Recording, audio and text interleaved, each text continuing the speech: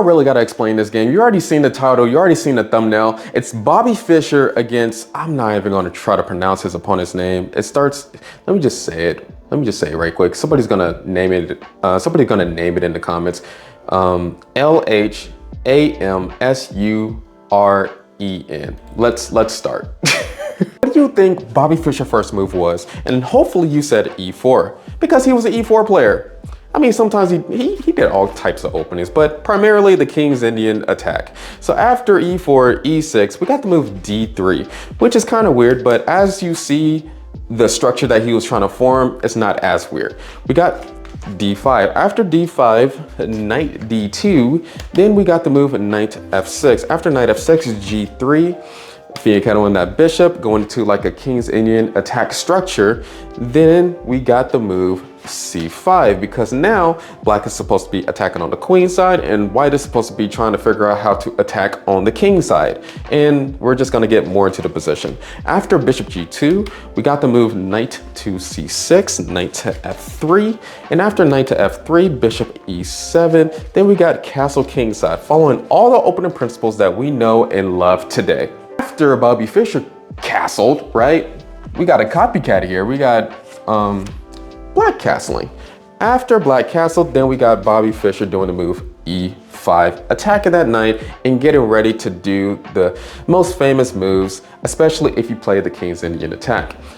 We got E5, knight to D7, rook E1, moving out of the way for the knight to go to F1 probably. And then we got the move B5. And black is gonna have to hurry up and not play any passive moves, because if they do, they could be in a losing position really fast. After B5, knight to F1, like I said, then we got the move B4. And you're gonna see where that knight is going to after it goes to F1. And this is a good demonstration on how to play the King's Indian attack if you want to put this in your repertoire. After you go knight to F1, you have to do H4. You gotta push up Hector, because this knight is gonna be going to H2 and then G4. Black does A5. And then we got the move bishop F4. After bishop F4, A4, A3 to kind of stop whatever is going on over here, because we don't want too much happening. We don't really care about black's plan, but we don't want too much happening. We're targeting the king, all right? We're trying to stop that just a little bit. And then B takes on A3. And just for everybody to know, this is all still opening theory. And that's how hard opening theory is. B takes on A3. There has been 82 master games in this opening. That's how many times this has been played and how many times people just love going over Bobby Fischer games. Knight A5. And black is doing a good job distracting white from his king side endeavors. And now white went a different way, knight to E3.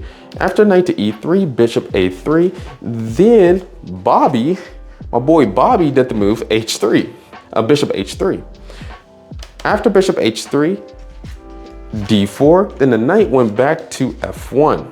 And black did the move knight B6. So black is doing a really good job, kind of stopped white's plans. If there wasn't anything going on the queen side and black didn't show the initiative that he showed in this game, then white would have had an easy attack going to knight E3, knight G4, pushing up this H pawn, trying to do some sacrifice on like the H6 square, get the queen in the game, etc. But no, it's not like that. But we're gonna see how Bobby Fischer masterfully tie the bow on this present, all right? So after knight B6, we got the move knight to G5. We're starting. Something is a brewing on this king side, especially when you see that this queen on D1 can go to H5 very quickly, faster than usual. Can that actually be stopped? Black was like, okay, I'm just gonna go to knight D5, maybe trade bishops off and have a good pawn structure, have a better pawn structure than you. Bobby Fischer was like, no, I don't want you to have that, and I'm gonna keep my eye on that A5 knight.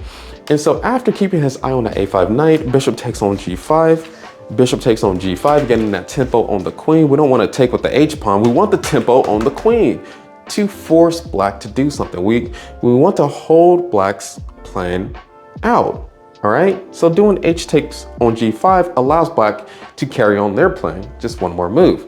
Remember, time is important. Whoever's faster wins the game usually. Oh crap, did I just erase that? Dang it, silly me. I don't even have my marker today. But anyway, yeah, time is really important. Queen d7, and then the move queen h5 happened. And this is why I don't like computers, because the chess engine will definitely tell you this is completely equal. This is triple zeros. Nobody is winning. Who cares that the queen is on this side of the king? If I was playing the black pieces, I would be terrified. If Bobby Fischer was sitting in front of me and he has his queen on h5, his bishop on g5, and this knight can come into the game, maybe some sacrifice. You know how Bobby Fischer play. He's one of the GOATs in chess, and he's coming after you, and the computer's like, triple zeros. Man, get out of here. Black did the move rook f to c8. After rook f to c8, we got the move knight d2, and then black did just one move, a simple mistake, knight to c3. Why is this a mistake? Like, isn't like knight c3 just going into a good square? You could probably get bishop b7, queen c6 type of action. Why is this a mistake? But actually, knight c6 wasn't the best move, but c4 was the best move, just causing more mayhem on the queen side, just ignoring everything what was going on here. Knight c3 is probably trying to stop the knight e4 move. Why is this a mistake? Well, Bobby Fischer is going to show you why this is a mistake. Because he did the move bishop f6.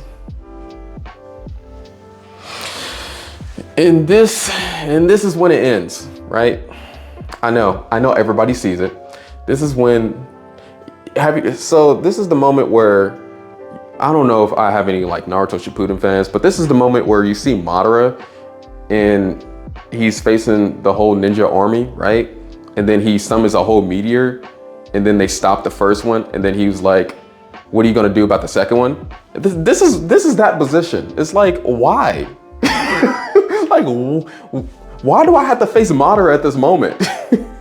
And so after bishop f6, we got the move queen e8, just trying to defend as much as possible. You're definitely not going to take that bishop because pawn takes back, and queen g5, queen g7 would be a quick checkmate. And then Bobby Fischer just kept on developing pieces. Knight goes to e4, putting pieces on good squares. And then the move g6 happened. You already know that black was scared if you see the move g6. Because usually you don't want to push up pawns in front of your king, especially when you're being attacked. Like, it seems like a silly plan to do, don't it? Like, don't it seem like a silly plan to do? Yes, it is a silly plan to do, because after g6, we got the move queen g5, and black was like, I'm just gonna take this knight. I don't know what you was gonna do I don't know what you was planning on doing, but I'm just gonna take that knight just in case you have any weird plans. In this position, Bobby Fischer decided to take the knight with the rook, and after taking the knight with the rook, not the pawn, his opponent did c4 to try to get their own little threats going on, to try to get their own passed pawns. Bobby Fischer did not care whatsoever and did the move h5, pushing up Hector, and then after c takes on d3, then we got the move rook h4. And after rook h4, you already know the plan is queen h6, capture on g6, get checkmate on the h8 square, etc. After c takes on d3, we got this move rook a7, maybe blocking some threats on the 7th rank. And then Bobby Fischer did the move bishop g2. After bishop g2, d takes on c2, threatening to promote on the c1 square. Bobby Fischer did not care whatsoever because he had, I know the eye is missing, but he had more time, more development than his opponent. You have more attackers than defenders. All of black's pieces are on the queen side, doing whatever they're supposed to do. So if you have 4 to 5 pieces attacking the king side, you should have a successful attack. You should more often have a successful attack than not. You get the move queen h6, threatening checkmate, because even if you promote, just take the pawn, king h2, just run away, and you're still going to be threatening checkmate. In this position, the only defense, legitimate defense, was queen to f8. After queen to f8, queen h7 made his opponent resign. Why so though? What if the king takes the queen? Then it's going to be checkmate in the next two moves. H takes on g6. If king moves to g8, then rook h8 is definitely checkmate. Bishop is protecting the rook, king can't move forward, and the queen is trapping the king in this spot. The king has to pretty much take the pawn, and even so, it's all pointless. Bishop e4 is checkmate. Bobby Fischer demolished his opponent. He crushed his opponent by using the King's Indian attack. If you want to look at this video, this is if you want to review this video on how to use the King's Indian attack, I will definitely do so, especially in this game, because he showed you how to.